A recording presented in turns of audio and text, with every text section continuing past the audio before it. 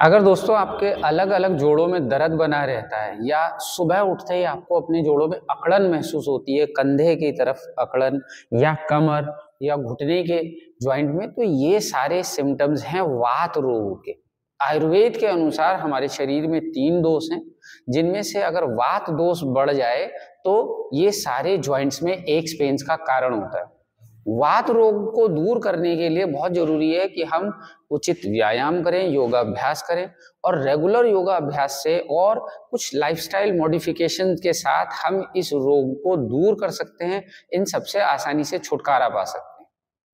अभ्यास की शुरुआत करते हैं चेयर पे बैठ के करने वाले कुछ अभ्यासों के साथ। सबसे पहले अपने कंधों के लिए करेंगे हम स्कंद चक्र, ताकि हमारे कंधों में ब्लड का सर्कुलेशन बढ़ सके। इस अभ्यास को आप कीजिए कम से कम 7 से 10 बार आगे, 7 से 10 बार पीछे की तरह।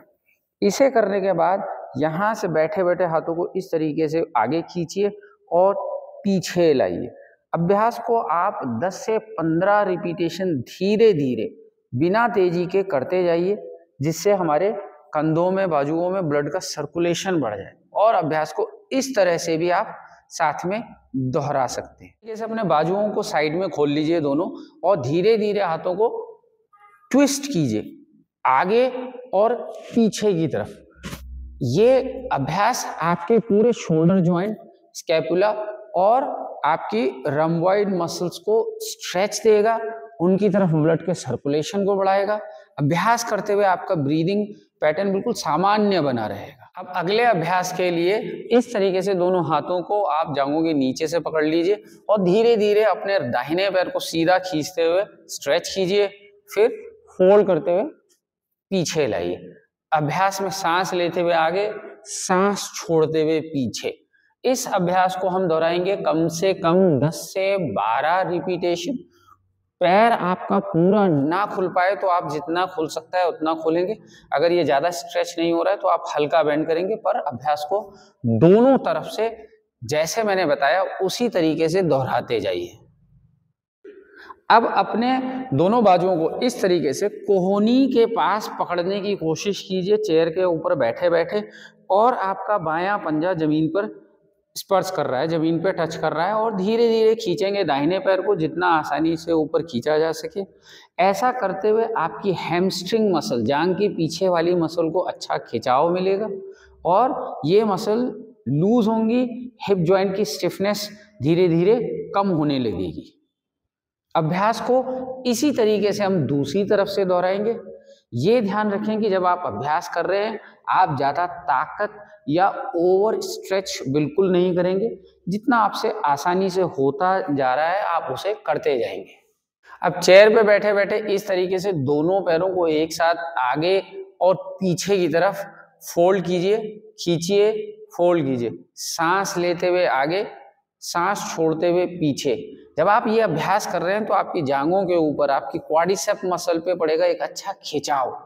इस खिंचाव के प्रति आपको सजग बने रहना है। ब्रीदिंग साथ में इन्वॉल्व रहेगी। इनहेल करते हुए आगे, एक्सहेल करते हुए पीछे। लगभग 15 रिपीटेशन आप इस अभ्यास को दोहराते जाएंगे। अब करेंगे कुछ खड़े होकर करने वाले योगा अभ्यास। इसके लिए हम चेयर को दीवार के साथ लगा देंगे ताकि चेयर मूव ना हो, और धीरे से अपने राइट फुट को, दाहिने पंजे को ऊपर रखेंगे चेयर के, और धीरे धीरे इस तरीके से स्ट्रेच देंगे अपने हिप फ्लेक्सर और हिप ज्वाइंट। इस तरीके से आप अपने हिप ज्वाइंट को जब स्ट्रेच देते हैं तो इनमें ब्लड का सर्कुलेशन बढ़ता है, और इन मसल्स की टाइटनेस, यानी कि आपके हिप फ्लेक्सर और हिप ज्वाइंट की टाइटनेस आपके घुटनों के दर्द का, आपके हिप के इर्द गिर्द या कमर के दर्द का एक मुख्य कारण हो सकता है।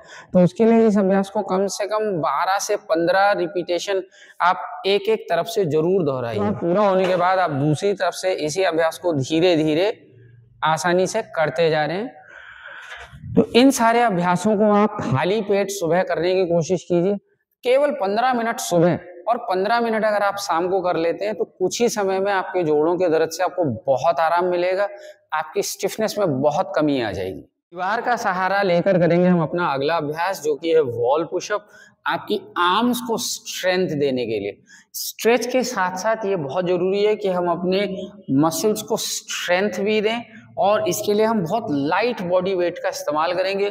कुछ इस तरीके से जैसे मैं दिखा रहा हूँ, लगभग 20 से 25 रिपीटेशन आप इस अभ्यास को जरूर दोहरा लीजिए। इसे कंप्लीट करने के बाद इस तरीके से अपनी एड़ियों को हवा में उठाते हुए और आगे से पंजों को उठाते हुए आप कीजिए काफ रेजेस, ताकि आपकी काफ मसल्स, आपकी शिन बोन, इन्हें स्ट्रेंथ और फ्लेक्सिबिलिटी मिल पाए। ऐसा करने से आपके जॉइंट्स, आपकी नी जॉइंट की हेल्थ बेहतर होगी। और इस क्रम में आप इसे कर सकते हैं लगभग 25-30 रिपीटेशन, या शुरुआत में आप 15-20 से शुरू कीजिए और धीरे धीरे बढ़ाते जाइए। तो दोस्तों आप समझे उन योगाभ्यासों को जिन्हें करके आप अपने ज्वाइंट पेन से रिलीफ पा सकते हैं, अपने जोड़ों के दर्द से मुक्ति पा सकते हैं। अगर ये वीडियो आपको पसंद आया हो तो इसे शेयर कीजिए अपने दोस्तों के साथ, चैनल को सब्सक्राइब कीजिए और वीडियो को लाइक करना बिल्कुल मत भूलिएगा। Thank you so much.